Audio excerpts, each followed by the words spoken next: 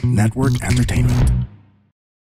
Hello to everyone all over the world. Magkakasama na naman tayo sa isang gabing puno ng kulitan, kwentuhan at tawanan kasama ng Ultimate Gen Z Tambayan. Ito ang Ganito Kasi Yan, powered by the Pod Network.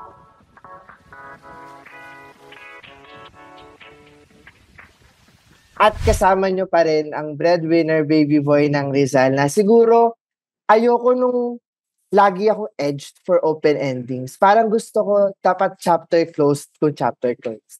Ako lang to, si Lance. At hindi natin makakasama, unfortunately, ang Wanderer Go-Getter ng Quezon City na nandito sa recording ngayon. Pero wala eh, it's the flu season. Siya naman si Jacob.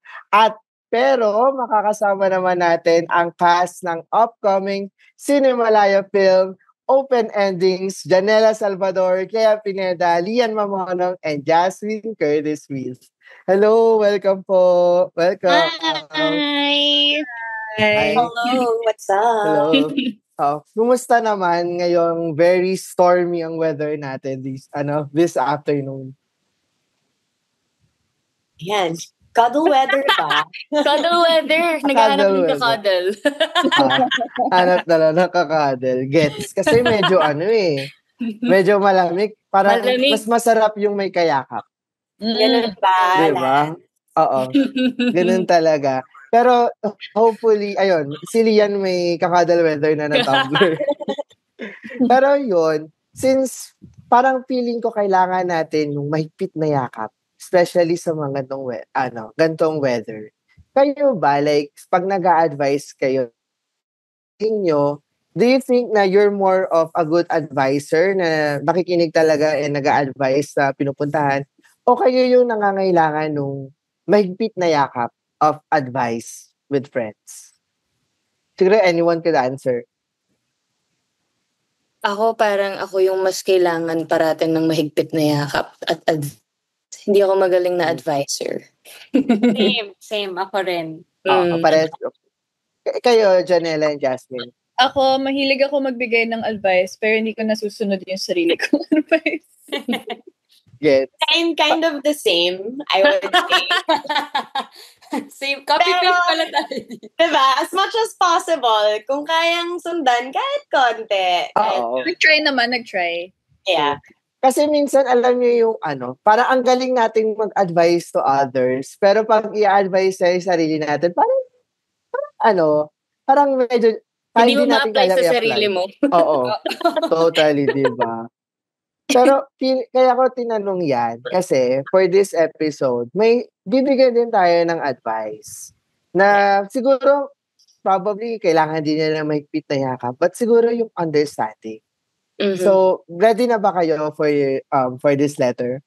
Go! Yes, go! Yes, yun. So, ito ang ating letter. Okay. So, hello Jacob, Lance, Janela, Jasmine, Clea, Lian. O, lahat na. Meron akong ex na best friend ko muna bago kami naging magjowa. We were in a relationship for a while, pero naghiwalay kami 4 years ago since we fell out of love. So, parang pag ganun palang katagal, may fall out of love pa rin mangyayari kahit 4 years na in a relationship. So, fast forward to today. Bigla kaming nagkaroon ulit ng communication kahit na I saw on her social media na she has a girlfriend na. She messages me every now and then, and I find myself replying kahit feeling ko wala na akong romantic feelings for her. Part of it is dahil close pa rin ako sa family niya, kaya parang ang weird kung bigla ko na lang siyang i-cut off. Pero ito ang dilemma ko. Tama bang mag-reply pa rin ako sa kanya kahit may girlfriend na siya ngayon? And if I agree to being friends, hindi ba awkward, and how do you become friends with someone you had a history with? Hindi ko na alam if I'm just being friendly or if I'm crossing a line. Need your advice, please. Nagmamahal, Estrella. Okay, girls. Jasmine, tugon po. Pressure. Na-pressure. Talaga, alay. Okay. Iniisip ko pa yung sagot ko. Pero in my head, no, number one kasi, when you go into a relationship lasting 4 years, it feels like, and it started out as friends, no? So, the friendship got deeper. Yes, there's a romance involved, but the friendship got deeper somewhere along the way. And the fact that there's family involved, you know, I feel even if there is a breakup, hindi mo marirush yung pag-break up din niya sa family mo. That will come naturally. That will come to an end on its own timeline. But I think the crucial part here is the fact that my girlfriend na siya, na bago, and we don't know kung alam nung girlfriend that you guys are still speaking. And Yes. I think that's the crucial part where you have to find out your boundary, your ex's boundary, and the current girlfriend's boundary para hindi ka nag-create ng anything in their relationship, and at the same time hindi ka rin, you're not confusing yourself when you reach out to your ex. Kasi clearly may confusion siya. Clearly, the fact that she has to ask if this is crossing a line, perhaps there's a feeling there that feels like it is already crossing the line or that papunta na dun yun. So, finding that out from all three of them, I think is so vital. Yeah. Talagang it's more of drawing the boundaries. Sino yung susunod? Kahit one-liner advice muna. Liner. Parang hirap. Oh, parang short, quick lang. Quick and short. It all depends on, I mean, I guess prioritize your current relationship. That's it. Prioritize your current. Parang it's more of choosing the present. Although parang settled na yung past. Gets. How about you? Yun nga eh. Yeah. How about you, Clea? Ano ulit yung mga questions niya sa last part? Medyo na-confused. Parang the question would be how can you become friends with your ex, or is it still acceptable to be in contact with your ex given na may current na? Para sa akin, depende kung may rason kung bakit kayo mag-uusap ulit. Kung valid yung reason kung bakit kayo mag-uusap ulit. Kung kamustahan lang, parang yun yung medyo weird. Gets. Ikaw, Janela. Ako, yun. I would have to agree with Justin siguro na parang kailangan mo alamin yung boundaries din kasi nung bawat tao na involved because nga meron ng bagong tao sa buhay nung ex mo. So parang kailangan mo ding malaman yung place mo. Kung okay lang ba. And depende syempre sa context nga ng bakit kayo mag-uusap. It always depends on the context, siguro. Parang if there's a valid reason nga, then why not? Pero if there's no valid reason and you're just reaching out for familiarity, parang siguro kailangan mo din alamin yung boundaries mo. And if it's okay nga with all the people involved. Ayun. Gets. Parang yung keyword na nakikita natin here is it's really all about the boundaries. Like, how can you draw the line between something that parang, syempre, ex mo na yan, may pinagsamahan na kayo. And also yung reason then on why you have to draw the line in the first place. But siguro from your answers, siguro I'd like to ask if how to draw the line ba? Like, parang acceptable ba or may mali ba kung makipagkaibigan ka sa ex mo in the first place?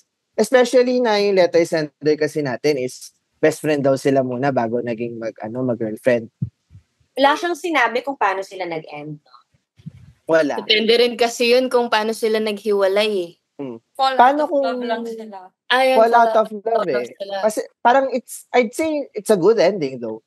Like wala namang nangyaring something na traumatic.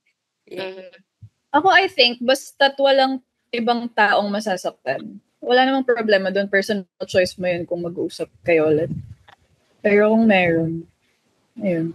Bakit? Be careful din. Ba't galit? Wala namang masama with it technically. Wala namang masama Oo. talking. Pero you have to also understand na posible siyang it could lead to something else. Yeah. If it's constant. Kumbaga. Even if like, for example, may current na nga yung ex, may possibility pa ba yun na to lead to something else? Because there's history. Posible. And doon Oh, nagsimula diba? Friends. Yeah. So, if you go back to being friends, depends on how over you are also in that aspect of romance with that person. And kasi kung hindi, and yung sabi nga ni Janela, diba, if it's like familiarity, you're going back there because it's comfortable, it's a conversation you know how to navigate, how to play with, and all that. And may delikadong point din yon at some stage na baka mapaisip ka. Baka ma-miss mo bigla. Okay. Mag-relapse Mag-relapse ka Baka bigla. nandun na sa- Umiyak ka bigla. Oo. Pero may Nakakatakot mga yung relapse. kaya. Meron mga kaya. Meron ba? Possible. May mga kaya. Possible Gets na ba? po siya. Pero feeling ko yung one thing din na nakakapagpa-complicate in this is close pa rin sa family. Yeah. Parang yung, I guess when we talk about the boundaries though, like, parang, sige, mag-ex na kayo, pero kung close ka pa rin sa family, hindi ba parang you're really not shutting all of your doors when you had that closure? Kasi so I believe na pag mag-ex na kayo, tapos na lahat ng connection, kahit Cut off sabihin na mo pati lahat. sa family. Parang, I think, hindi ba siya parang disrespectful then with the current relationship? Ganun ba yun? Teka lang. Disrespectful yun. Based on my experience. Parang, My gosh. di ka ba naniniwala, Jasmine? Hindi kasi okay, ang ano ko dito, ang thought ko. I'm not arguing, but my thoughts are it's just that iba yung nabuo mo rin na relationship with the family. I would say that kasi iba-iba din yan sometimes the special partner, the special someone, special one, Special partner. yun yung hinahanap ko. Good. Is that your partner, sometimes kasi, you get close to their family members beyond the romantic relationship, beyond what you share with your partner. And I feel like it's like finding another friend or finding another, like a familial na type na relationship with these people, not necessarily dahil lang sa partner mo. So doon ako minsan napapaisip na what if that's their friendship beyond that? And I understand na yung part na, ano yun? Yung i-cut off na kasi tapos na. Pero anong natapos sa inyo ng family? Siya lang naman yung natapos, yung ex lang naman. Pero, may tanong ako sa'yo. Paano kung yung current partner mo hindi nga komportable? Well, that changes the whole situation then. Yeah. Get. And parang siguro sa sinabi mo, Jazz, parang natapos na siya sa ex mo. Pero technically ba, pag natapos sa relationship, di ba hindi ka na rin part ng family? Yeah. Sa bagay. Parang nag-agree sila to, Janelle. Bagay. Kung ayaw nila sa'yo, di mo Friends mo sila, hindi sila family. Friends mo sila. Friends lang. Kasi di Be ba friendly parang, naman with them. You can be friendly with friendly them. Pero yung naman. parang tipong mag-reach out ka talaga, set something. Oo.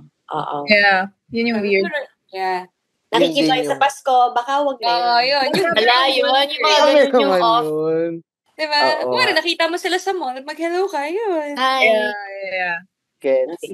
And parang, I think it's also a thing na we've seen many films before na may gantong trope na yung mag-ex, parang may videos na mag-ex, magiging magkaibigan ulit.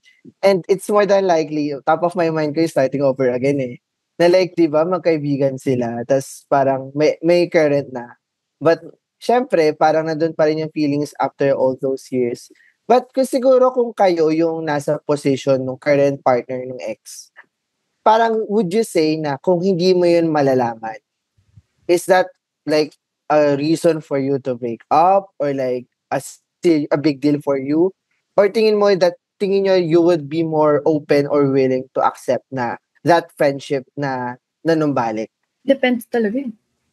Mahirap sagutin kasi depende sa sitwasyon talaga. Depende sa Paano dynamics. Kung sa- ikaw Paano yung kung ex? good naman yung Kung- relationship or good yung closure? Or like you've met the ex? Feeling ko nasa tao din yun, nasa current Basta ako ayoko. partner. May preferences din kasi. Kasi may ibang okay lang with it. Oo. With it. May iba Pero rin. basta it makes things more complicated. So, Mm.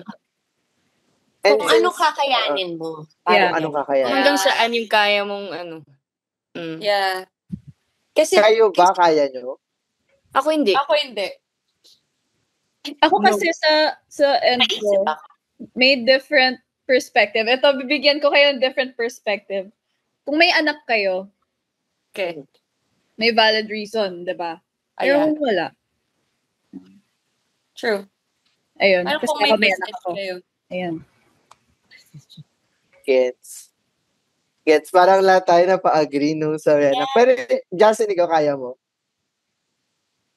Kung ako yung present, tapos makikipag-usap sa ex, I would rather that we all talk about it first, why there's a need to connect again. Baka there's something na hindi ko ma-address that needs to be addressed before she would reach out to her ex again. Parang, I don't find that there's anything wrong with speaking again, but if it is a prolonged friendship again, then of course you'd feel some sort of discomfort knowing na nagsimulang best friends and Yeah. then that's Yes. diba? Mm. With that context in mind, I think. I think parang there's that complication na talaga na I think all of us would agree that somehow we would want to avoid, especially na may current relationship. Pero, kung like mag-ex naman kayo at magiging magkaibigan man kayo without anyone standing in between and it's just platonic, why not naman, di ba? And I think Mm. I think that's the premise of the film, open endings. So, yun, let's talk about further with your film. Na siguro ito yung, would you say na acceptable na maging friends with your ex? Itong somehow premise of being best friends after a relationship? Yeah. With that, Basura sa labas, sorry. sorry, okay lang. So siguro with that, I'd like to ask kung how did the film somehow portray queer love and friendship? Like, do you think queer love and friendship is different or more complicated than sa mga straight daw per se? Some ways. Kunwari, parang women relationships kasi women are we're so emotional and Yeah. we're so easily attached then to our partners. Kaya it's so hard to draw the line between friendship and being together. Diba? Parang it's just thin line. So I would say in some ways, yes, it could be more complicated. But in other ways, it's just like any other relationship, honestly. Just like any other relationship. Kayo naman. What about the others? Wait, nag-iisip kasi ako. Pero Okay parang, lang. parang hindi kasi Kailangan ako yung natin ng tamang tao sumagot. Relationship in general. Oh, well, in the film, let's just say in the film. Ako kasi, the way I approached my portrayal of Hannah, no, I guess like it was relationships in general. I know this is a specific film on queer women and queer relationships and friendships, but admittingly, I've never had a queer relationship, and I think that for me, learning about it and also seeing how it is a possibility to be friends with your exes, or I mean, just somewhere further down your timeline, you find that comfortability with your exes. That's something I guess I never realized could happen. Kasi ako, I would never be that close with my ex. And not because masama siyang tao or anything like that. It's just I know my comfort level would definitely not subside in terms of discomfort. And yun yung alam kong hindi ko ma-overcome, and may fear din ako na if I'm around my ex too much, will I find any sort of relapse in attraction even at the slightest bit of it. Like Mhm. may ganun pa rin akong thoughts about it, and I guess apprehensions. So I think just that in comparing that from my perspective, yun yung pinaka discovery ko. Tama ba yung sagot ko? Nasagot ko ba yung tanong? Nasagot naman. Yeah. Nasagot naman. Okay. Baka may masasagot na din yung the rest. Honestly, hindi ko pa rin gets. Hindi ko gets kasi yung tanong. Hindi ko pa rin gets Ay, yung okay. anong dapat kong sagutin. Like, what's... Di kumbaga, like, how did it portray queer love and relationships? That's one. The film? Yeah. And the second one is queer relationships meaning friendships, ha? And number two is, would you say na from your experience, would that portrayal be different to how straight people would interact, like hindi non-queer in general? Siguro yung sa film kasi, yung laging sinasabi, parang may line doon. May line ba doon?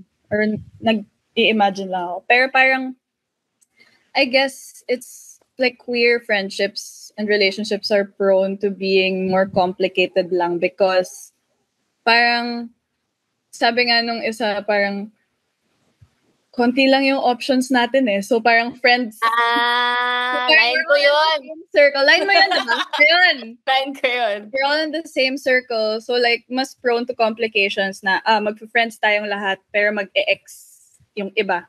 So, kaya siya nagiging complicated minsan kasi nagkikita-kita din tayo like, in one, like, mas, yun. Masyadong maliit yung mundo. Masyadong Walang maliit. Masyadong maliit yung mundo. Walang choice kundi makita mo yung ex mo. Gets. But medyo na-intriga ako with that line na konti lang yung options. Natingin nyo ba? Totoo yun? Especially in the context of queer love. Based on your experience din sa film. Hi, guys. We are the Eavesdrop Podcast. My name is Francesca. My name is Jelly. This is Delamar. This is Jude. What's up? Yeah, and we are inviting you to check us out, your fellow TPN podcast. And if you want to learn more about life, what's happening around us, you want to know about love, healing, this is the podcast you should be listening to. Eavesdrop, eavesdrop, eavesdrop, eavesdrop. Sometimes we get drunk and do the show. Those are the fun ones. Like today.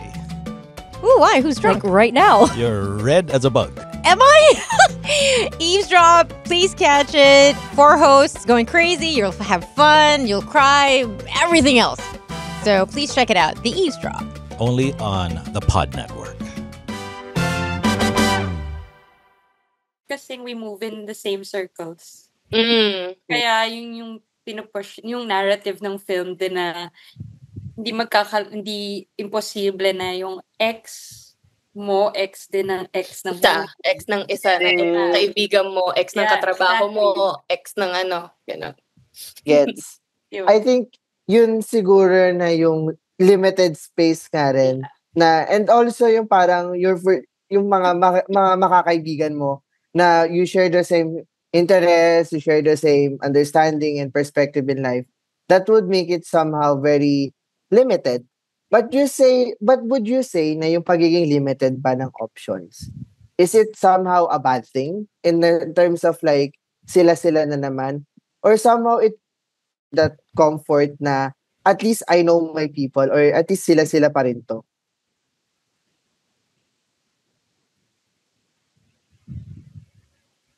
Sorry, pwedeng magtanong. Okay. Can I clarify it lang? When you mean like sila-sila na naman, like tayo-tayo lang ulit mag-hangout or tayo lang nag-iikutan sa dating circle? Sorry. Probably hangout or even circles. Like, we're talking about queer friendships and dynamics in general. Never really thought of it. Actually, ako rin. Gets. It's so systemic. Parang hindi ko alam if it's necessarily a bad thing.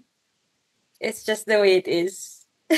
I haven't experienced it firsthand, but yun. I guess that's why I can't really say anything about if it's a bad thing or wala akong input. Ayun. And I I think think that that as like queer people, I guess you're not really limited lang to those who are like queer, like that circle. Kasi sometimes may mga situations din na parang some people don't even know they're queer. Kasi ikaw pala yung magiging reason kung bakit sila magiging... awakening. Diba? So like, hindi lang naman limited yung...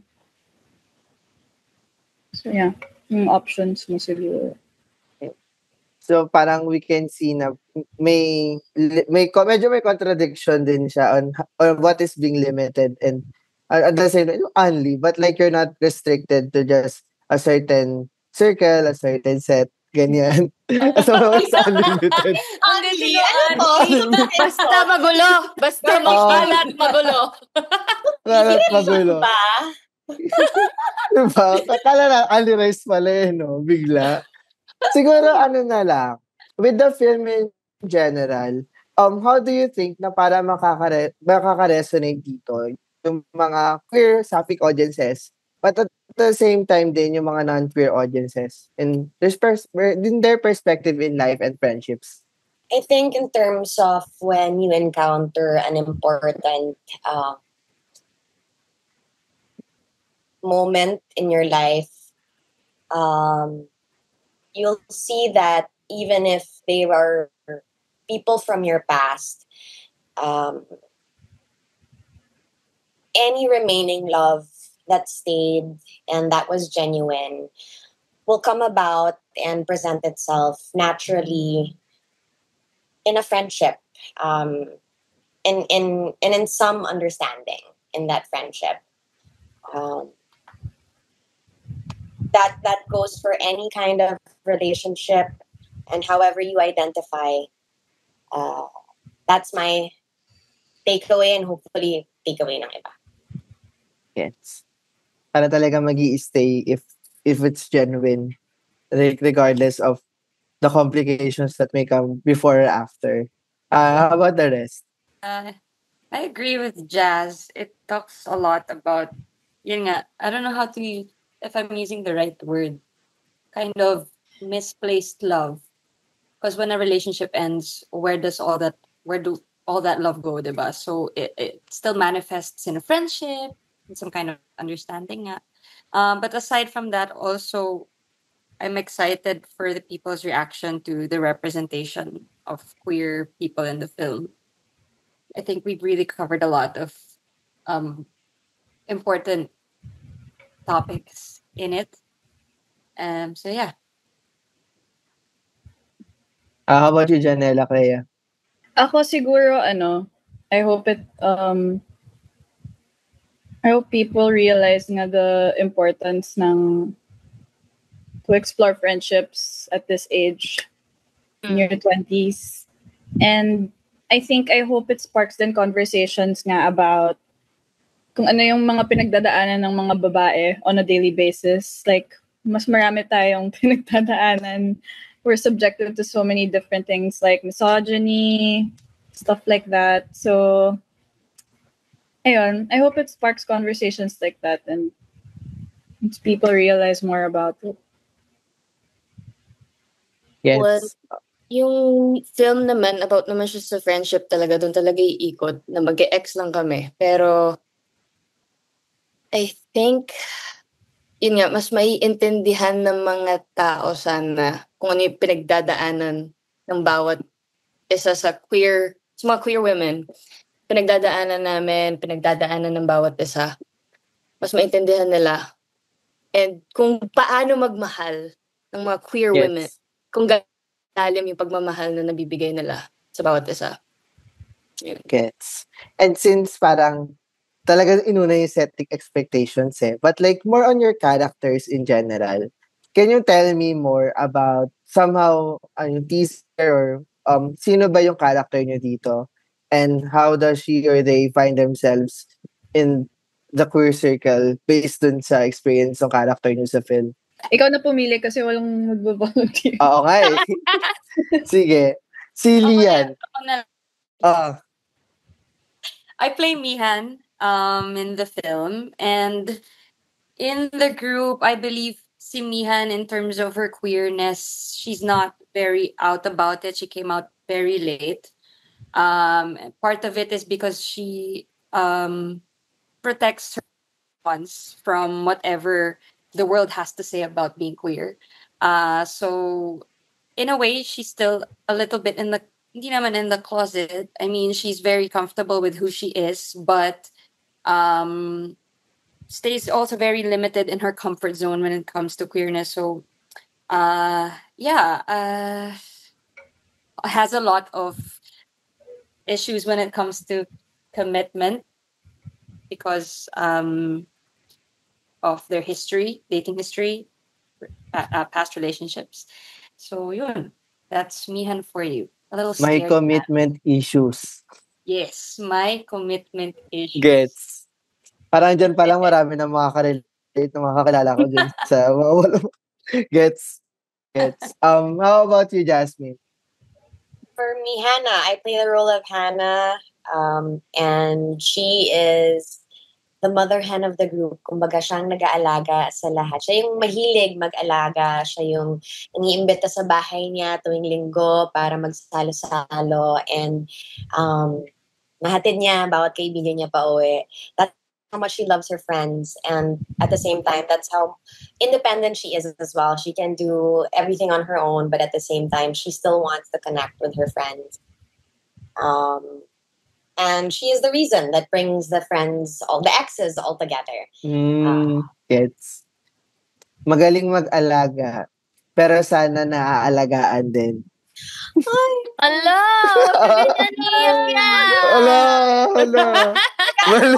Mali. Umalis!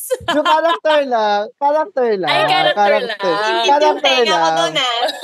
doon Patingin ng tenga. Oo. You know. Pero sige, ikaw naman, Janela. Tell us about your character.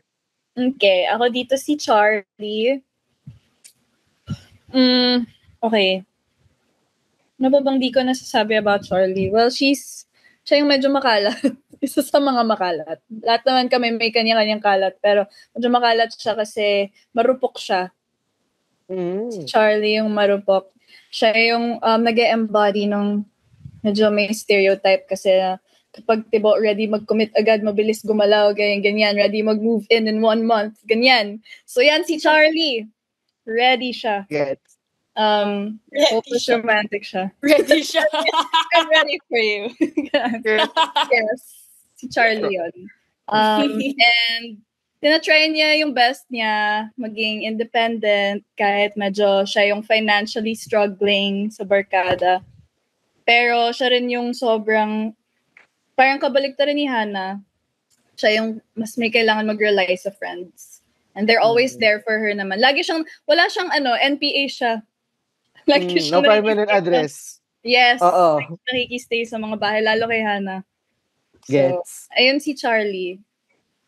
Natawa ako, Janela, nung sinabi mo yung mga mahal-mahalan. Kasi may kilala din akong tibo na ganun yung experience. Diba? So, feeling ko, baka makarelate siya sa'yo in that aspect sa film. And how about you naman, Clea? Ako dito si Kit.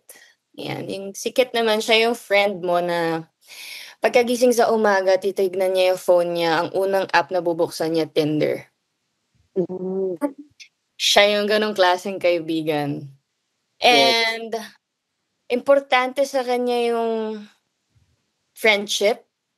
Siya yung may self-aware siya sa nangyayari sa kanya, kung paano siya magmahal, kung paano sa buhay, kung paano siya sa kada isang mga kaibigan niya. And si Kit. Si Kit yun nandyan parate para sa kanila. Anytime. Kahit umaga, inuman, late night. Yun yung klaseng kaibigan si Kit. Hookups. Hookups. Kumbaga, Sikit. always available. Always available. Okay, gets. So, sa Tinder, tambay si Kit. Oo. Sikit. Si Kit. Sikit ha. Pero hindi ba, sorry, hindi ba parang kung sa mga bakla, may grinder, hindi ba ang mga lesbian daw ay may her? Or I don't know if like natakay yun sa film. Pero parang na-curious na ako na tambay sila. Okay. Walang yun. Wala akong alam dyan. Kasi nalaman ko yun sa friend ko na lesbian. So Lance, ano basically, yun? parang yung grinder nga na experience for gay. Interested ka? Hindi, okay lang. Basta sa lesbian daw may her. So, ayun, fun fact for everyone. At least now you know. Now you know Okay, nga. now. Okay, thank you. Download nga yan. Ay, Mali. Ala. Ayun. hindi kasi marikit ha. Wow. Yung character lang. Yung character kasi. Yung character. And somehow then, yun nga, naging intertwined kayong lahat into like one friendship. And yung character mo, Jasmine, yung na-mention mo na nag-bring them four together. Bakit kayo nag-intertwine? Like, I don't spoil us anything, but do you think, ano yung parang reason for you four girls to intertwine into one friendship despite that complicated history? Bakit? Kasi kahit na hindi natuloy lahat ng relationship ni Hannah sa kanilang tatlo, mahal pa rin ni Hannah silang tatlo. At sila ring tatlo, mahal pa rin nila si Hannah. Genuinely. Kaya hindi naging mahirap mag-intertwine ulit. Mga buhay nila sa isa't isa. May dadagdag ba kayo? Kasi yung mahal na silang tatlo, ayoko ayoko like mag-judge or like mag-ask baka spoil pa kayo. Pero I've remembered, ayun. I guess there comes a time din kasi in your life when yung kakailanganin mo is a specific group of people. And although I'm not gonna go into detail about what life event that was in the film, it was necessary for these people to come together to start some kind of healing. Some kind of, yun. It's parang, parang trauma support group pala to. Trauma dump. Trauma dump pala to. In a way. In a way. Gets. Kasi yun maliit din naman talaga yung mundo for the LGBTQIA+ community. What more pa sa sapphic circles. And yun din, parang, I guess with complicated relationships in the gay experience, parang people would also question, have you heard about throuples? Yeah. Yeah. Diba? What's a throuple? The throuple is like, you're in a relationship, but you're three in it. Wait, again. Sorry. You're in a relationship, but you're three in it. Tatlo kayo. Same pala siya sa gay. I mean, sa lesbian experience ba? May ganun din. Meron din. Talaga? Oo. Oh, May mga nakikita ako. Parang di ba, parang people why do the group as like raises the same question, if mag-ex kayong apat, bakit kayo magkasama bigla? Like, how can you become friends? And I hope that this film would explore that more. Ayoko na lang hayaan kayo mag-spoil the process. So siguro, for my last question na lang, since medyo share ko lang, I did a research on the history of sapphic films nung college ako. And parang limited kasi siya in the history of Philippine cinema. And hindi lang siya naging ganong prominent not until the mid-2010s. Especially, I forgot the film, but I know that Jasmine, you were in there. Baka bukas pa. Yes. Tama. My family, Samantha. With that, parang, what can you say about the rise of sapphic representation in films? Especially do you think that people are more open to listen and engage and participate in discussions or be more aware that these are real experiences that you have been portraying on the screens? Like, what can you say about sapphic representation now with the film? Yon.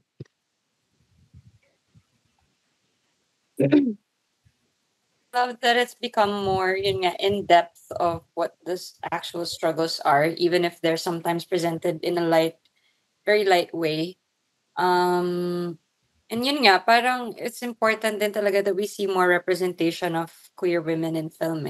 We keep telling these stories because in the end naman, we're doing this for the cause na we're also fighting for our rights, diba? So, yeah, and it's good that people become educated about it, even those who are not in especially those who are not in the community. So, yeah. It, dun sa rest na mapag-isip, I think in terms of conversation, it's not that mas marami ng open ngayon mag-usap about it. It's that mas marami ng platforms ngayon, mas marami ng access ngayon to be able to talk about it in depth or in a manner na hindi siya parang shocking news or taboo. But clearly marami pa rin kailangan gawin for traditional media to catch up to that and to talk about it more normally, like it's part of our everyday. So I think that's the only thing that we are still working on in terms of the industry, and malaki naman na yung progress in the digital world, in the digital sphere, and we can see also across Southeast Asia there's a big prominence na rin in giving that a platform, giving sapphic queer stories platforms. So we can see that the audience here is eager to receive those types of stories. It's just that kakonti lang din yung willing to take that risk and opportunity to be that voice. True. And can I add lang then? Parang I think the sapphic community parang now pa lang din nagsistart na mas maging brave. Kasi parang mas nauna din in terms of acceptance, parang huling-huli yung community na yun. Nauna, parang ang dami, parang kunwari, the gay community, it was easier for them to be accepted, ganyan. And so now pa lang we're starting to really up, be brave, tell more stories, and hopefully magtuloy-tuloy siya. Hopefully, lalo na in the entertainment industry, parang magano na tayo, yung sapphic community, like yung films katulad natin. So hopefully magtuloy-tuloy, more stories come out. More people talk about it, more awareness. Yeah. Yes. Thank you kala Direct Nigel and kay Kiwi. Shoutout natin sila kasi sila yung nag-first move para dito maging possible tong open endings. Ayun. I think it's really great to have such creatives and also directors and producers to really be willing and open and take risk, like sa nabanggit nyo nga, to have these kinds of films. And I hope that the film would do great, since I think it's really a great opportunity to spark these conversations. Kasi hindi naman natin ito lagi na pag-uusapan and hindi ito natin lagi napapanood. So why not take this opportunity to watch a very, very good film like this? So yun, maraming salamat for this conversation, girls. And sana may napulot tayo, sana may makabuluhan, at sana may napulot din yung letter sender na. So I'd like to give this opportunity for your promotion, for your airtime for the movie. Go. For promo na, yes. Okay, guys, Open Endings. Open Endings is part of the Cinemalaya Film Festival. Please catch it on October 4 to 11. 4 to 11. 4 to 11, right? Yes, October 4 to 11, 2025. So, malapit na yan. Sana supportahan niyo, guys. Yes. And saan namin napapanood? You can catch You can catch Cinemalaya At sa Shang. at Ayala Shang. Malls. Yes. Gateway. Yes. Market. Yes, Yan. talaga yung group leader namin. And it's Yes. directed by Direct by Joe Santos. And written by Kiwi Vicente.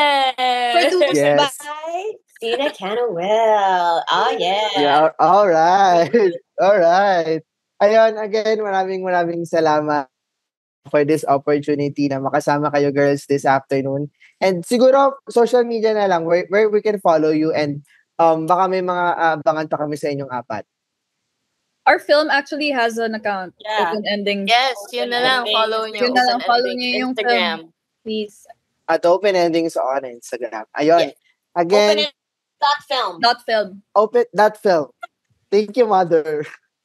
Mommy! Ayun. Mommy Jazz! Instagram, Twitter, and TikTok. Yeah. Yan. Open Endings that film. Ayan. So again, Open Ending showing on Cinemalaya October 4 to 11.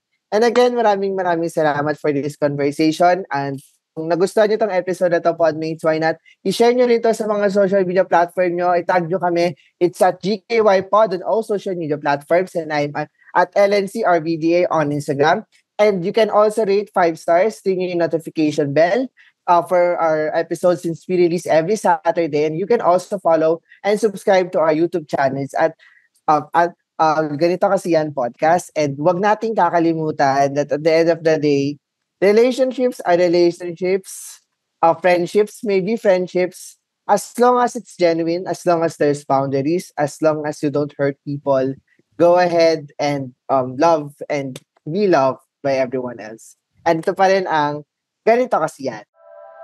The opinions of podcast creators, hosts, and guests are not necessarily reflective of the official stance of the Pod Network Entertainment, its hosts, or other network programs. The content created by the people behind the podcast is personal and not meant to harm any religion, ethnicity, group, organization, company, or individual.